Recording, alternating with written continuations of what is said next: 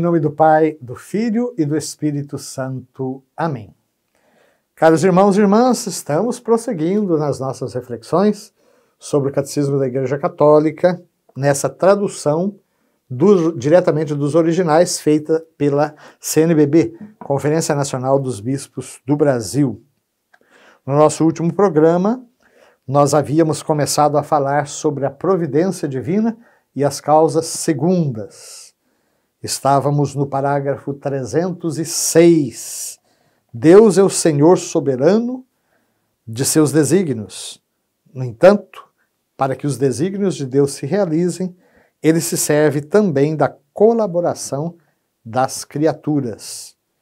Isso não é sinal de fraqueza, mas da grandeza e da bondade de Deus Todo-Poderoso. De fato, Deus dá às suas criaturas não somente o existir, mas também a dignidade de agirem por elas mesmas, de serem causas e princípios umas das outras e de assim cooperarem no cumprimento do seu desígnio. Vimos, portanto, que, embora não seja fé da Igreja aquela maneira de conceber a criação como se ela fosse um relógio, Deus o relojoeiro que criou o universo, com todas as suas leis, como se fosse uma máquina perfeitíssima, toda engrenada, e deu corda no relógio, a partir daí o mundo caminha por si só, e Deus não se mete mais na história do mundo. Essa não é fé da Igreja. Mas também não é fé da Igreja de que Deus fica a todo momento se intrometendo na criação que ele mesmo trouxe à luz. De fato, Deus age através das causas segundas e, particularmente, deixa que as próprias criaturas sejam causas umas das outras. E assim chegamos ao parágrafo 307. Aos seres humanos, Deus concede até poderem participar livremente da sua providência, confiando-lhes a responsabilidade de submeter a terra e de dominá-la, como nós vimos no livro do Gênesis, capítulo 1, versículos 26 a 28. O ser humano é parceiro de Deus na criação. Eu me lembro de uma música dos meus tempos ainda de grupos de jovens e que de vez em quando ainda vejo ser cantada por aí. Creio no homem que constrói o mundo e canta o seu trabalho criador na criação que lhe foi dada ao acordar. Somos de fato co-criadores com o próprio Deus. Pela nossa inteligência, pela nossa liberdade, nós participamos desse ato criador. Porque, já dissemos várias vezes, é preciso sempre repetir, a criação não foi acabada, ela está em estado de caminhada. O próprio Catecismo já disse isso em um parágrafo anterior, parágrafo 302. A criação se encontra em status vie, em estado de caminhada. E cabe a nós, seres humanos, cuidar dessa nossa casa comum.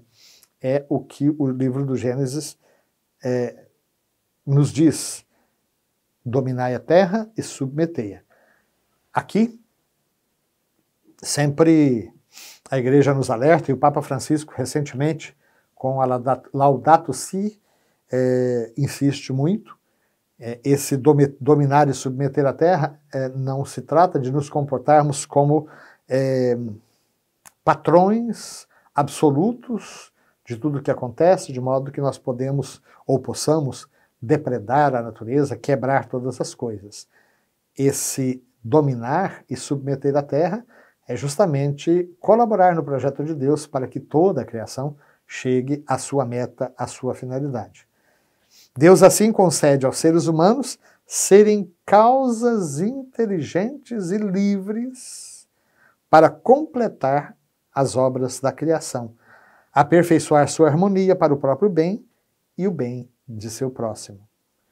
Nesse sentido, meus queridos, o Sol é causa dos movimentos da Terra. A Terra e o Sol causam os movimentos da Lua. São criaturas inanimadas que atuam como causas segundas. O ser humano participa da providência de Deus, mas o faz livremente. Deus nos concede liberdade, inteligência e vontade para completar a obra da criação. Vejam o trabalho humano, se a gente percorre a própria história da humanidade. Muita gente gosta de partilhar imagens falando dos tempos antigos, né? Se você é daquela geração em que se brincava de carrinho de rolimã, em que não tinha internet, em que não tinha, a gente escutava a Copa do Mundo pela rádio, etc. Então você viveu uma infância feliz. Tudo bem, eu entendo o que se quer dizer, uma época em que as próprias necessidades forçavam as pessoas a estarem mais juntas, e de fato, quantas vezes eu brincava simplesmente sentado na calçada, perto de casa, ou no meio da rua, e não havia nenhum problema, nenhum risco de violência, de assalto. Então, nesse sentido, claro, eu posso dizer que eu tive uma infância feliz. Mas isso não significa que as evoluções da ciência não sejam benéficas. Por exemplo, Santos Dumont inventou o avião. Coisa boa, né? Pena que logo em seguida ele já foi usado como instrumento de morte na guerra.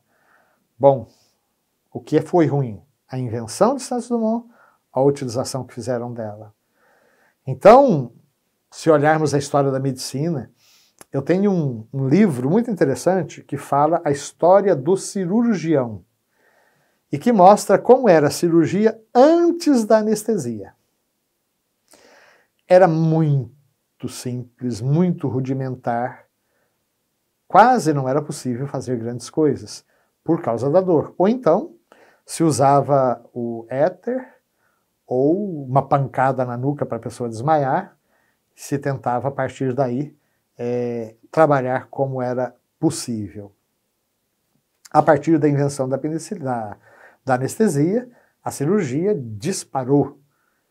E, no entanto, durante a Segunda Guerra Mundial, sabemos de quantos experimentos cirúrgicos, inclusive, foram feitos em pessoas vivas, apenas com a curiosidade de conhecer mais e melhor. Somos, portanto, causas inteligentes e livres para completar a obra da criação e, ao mesmo tempo, somos inteligentes e livres para destruir a obra da criação e para aviltar, para agredir o semelhante. Tudo vai depender da maneira como a nossa liberdade será usada.